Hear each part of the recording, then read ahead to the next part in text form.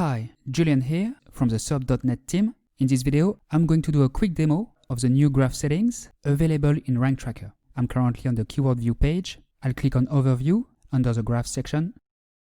First, as you can see, I need to select a site. I'm going to select serp.com for this example.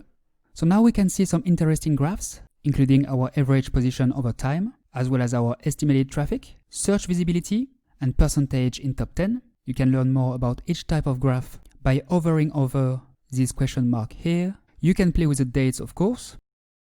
As you may have noticed, there is a new settings cog here. There is one for each graph.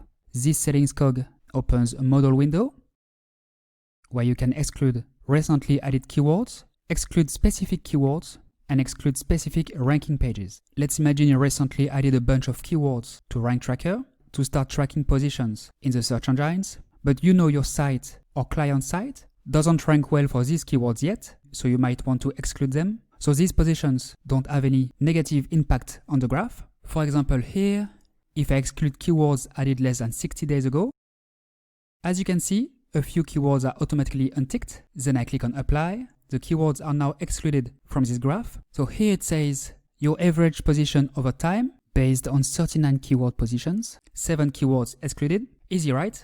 You can also exclude specific keywords, of course, as well as specific ranking pages. And you can do this for each type of graph.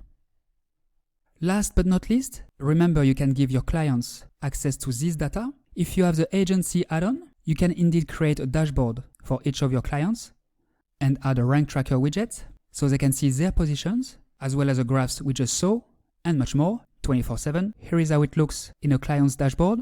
So as you can see, client users can play with these settings too.